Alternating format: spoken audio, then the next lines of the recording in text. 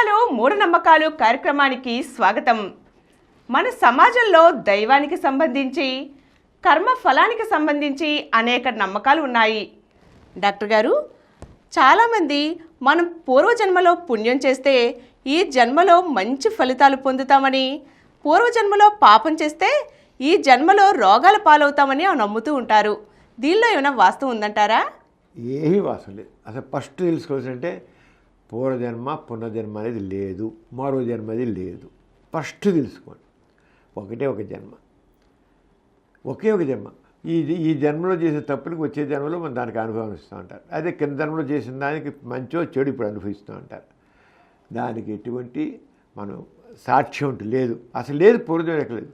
అది కాకుండా పూర్వజన్మలో చేసిన దానికి వీడేం చేస్తారు, మామూలుగా ఆస్తులు చెబుతారంటే ఆత్మ ఉంది.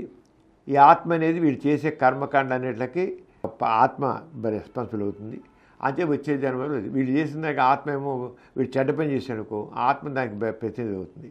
అంతే అది వచ్చే జన్మ భగవంతుడు తగిలితే భగవంతుడు ఏమంటాడు, నువ్వు పాపాలు చేశావు నువ్వు ఈ జన్మలో, అంచేత నువ్వు కుక్క వైపు పుట్టు, పంది వైపు పుట్టు, నక్క వైపు పుట్టు అని చెప్తాను అంటారు. మళ్ళీ నువ్వు భగవద్గీతలో చూస్తే ఆత్మ అనేది ఏమీ అంటదు. నిప్పులు అంటే ఒక్కొక్క దానికి ఒకే విషయంలో ఒక ఆత్మ అనే దాని గురించి చెప్తారంటే వాళ్ళు అసలు ఆత్మకి ఏమి అంటావు.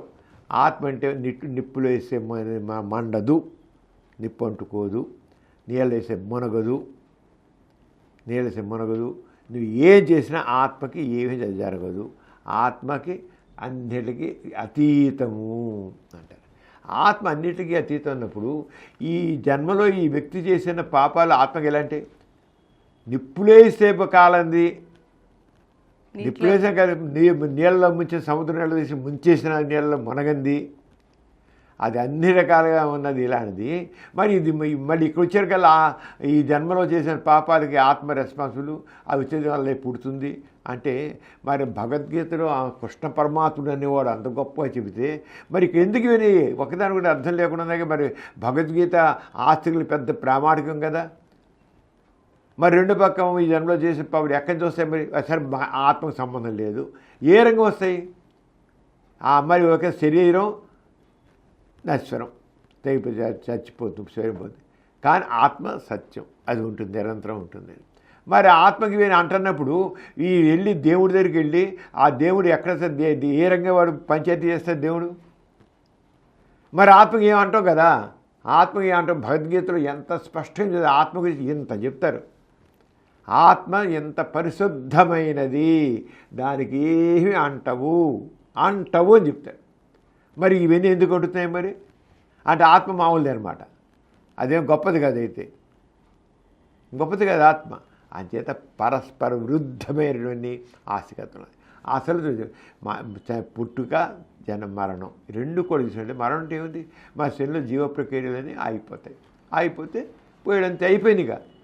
ఆత్మలే పరమ, శరీరంలో ఆత్మ అనేది లేదు, అసలు వేరేది లేదు. నీ సైన్స్ ప్రకారం ఎక్కడ దానికి ఒక ఆత్మ అనేది ఒక శరీరం ఏరియా ఉంది, అక్కడ మనం ఊహాగానాలు తప్ప, కట్టు కథలు తప్ప.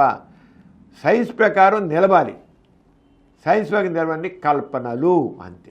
మనిషి చనిపోయిన తర్వాత మనిషి జస్ట్ అప్పటికి ఉన్న బరువు 70 కేజీలు అనుకోండి, చనిపోయిన తర్వాత ఒక 10 గ్రాములు 20 గ్రాములు ఒక 100 గ్రాముల దాకా బరువు సవం తేడా వస్తుందంటండి.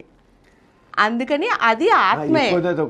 ఆ 100 గ్రాములు తక్కువ అవుతుంది, ఆ 100 గ్రాములు ఆత్మ అని కొంతమంది వాదిస్తున్నారండి. ఇప్పుడు ఏంటంటే కొంతమంది ఏమంటారట, ఆత్మ అనే శరీరం విడిపోయినప్పుడు మనిషి చనిపోయిన తర్వాత 10 గ్రాములు ఎంతో, ఏదో 5 గ్రాములు 20 గ్రాములు అనుకోని అది తగ్గిపోతుందట అని చెప్తారు. దాన్ని అడిగితే ఎక్కువ అవుతుంది. నువ్వు మనిషి ఎప్పుడైతే చైతన్యవంతంగా ఉంటాడో వాడు బరువు డిస్ట్రిబ్యూట్ అయిపోతుంటుంది. అంచేత ఆ బరువు అంతా చనిపోయిన తర్వాత ఇంక కదలేక ఉండదు కదా, ఆ తూకం పెడితే అలాగే ఉంటుంది. మామూలు అప్పుడు నీకు ఆ డైనమిక్ తక్కువ ఉంటుంది. కదులుతుంటే బరువు అంత ఎక్కువ ఉండదు. కదలికి లేకపోతే మొత్తం బరువు అంత అక్కడ ఉంటుంది.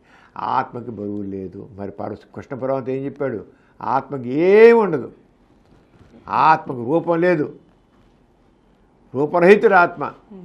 మరి రూపరహిత బరువు ఎక్కడి నుంచి వచ్చింది? ఆత్మ శాశ్వతం, అది దానికి సావు లేదు, ఏమీ లేదు, రూపం లేదు, ఇంకోటి లేదు, అన్ని లేదు అని చెప్తారు. మరి దాని బరువు ఎక్కడి నుంచి వచ్చింది? ఇదంతా సృష్టించుకున్నారు. సృష్టించి మరి చెప్తానే ఆస్తికత్వంలో పరస్పర విరుద్ధమైన అభిప్రాయాలు ఎన్నో ఉన్నాయి. అంచేత అది నిజమైతే ఒకటే అవుతుంది. నిప్పు కాలుతుంది. ఆత్మకు చెప్పిన నీకు ఎక్కడ ఒకటే కూడా ఉన్నాయి. ఎందుకు ఉండదు అక్కడ? ఒకలా ఎందుకు చెప్తున్నారు? ఊహాగానాలు, కల్పనలు, ఎవడు తోచిదని కల్పన చెబుతాడు. ఇప్పుడు మనకి ఆధ్యాత్మికతలు ఉంటారు, ఎవడు ఇష్టం చెబుతాడు. ఆత్మ గురించి ఒకలాగా చెబుతాడు. ఎవడు సరిగ్గా చెప్పడు. శంకరాచార్య ఒకలా చెబితే, వివేకానంద ఇంకోలా చెబితే, ఇంకోటి చెప్తూనే ఉంటారు. ఎవడు ఒకటి చెప్పడు. ఎందుకంటే నిజమైతే కదా, ఎవరికి తోచిన రీతిలో వాళ్ళు అన్వయించుకుని చెప్పారు సార్, అంతే. దానిలో శాస్త్రీయత ఆలోచించరు.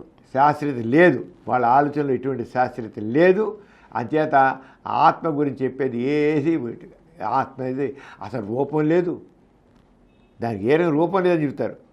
ఏం లేదు, రూపం లేదు, ఎక్కడి బరువు ఉంటుంది దానికి? ఆత్మ శాశ్వతం అంటారు, అంతా సరే చావు లేదంటారు. ఇవన్నీ బొట్టిది, ఇవన్నీ కల్పనలు. అంటే పూర్వజన్మ పునర్జన్మ దానికి ఆరంగా వాడు చేసే తప్పిదానికి ఈ జన్మలో తప్పిదా వస్తాయని, ఈ జన్మలో వచ్చే జన్మలు జరుగుతాయని అర్థం లేదు. అంచేత ఇంకా ఆత్మ అంటే ఆత్మ భగవద్గీతలు చెప్తాడంటే ఆత్మ విభజింపబడదు అని చెబుతాడు. ఆత్మకి మళ్ళీ జన్మ లేదు, మరణం లేదంటాడు. భగవద్గీత ఆస్తులు ప్రామాణికం. ఆత్మకి జననం లేదు, మరణం లేదు. లేను ఎక్కడి నేను. అంచేత మరి ఆత్మకి ఏం అంటూ ఉంటారు? రూపం లేదంటారు. రూపం లేదు, బరువు ఎక్కడి నుంచి వచ్చింది? బరువు రాని రూపం ఉండాలి. ఆత్మ నశ్వరం, అది ఏ రకంగా నాశనం అవ్వదు అంటారు.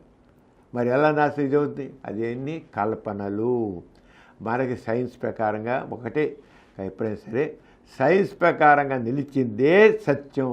సైన్స్ సూత్రం ప్రకారం నిలవపోతే సత్యం కాదు, కల్పన, ఊహ.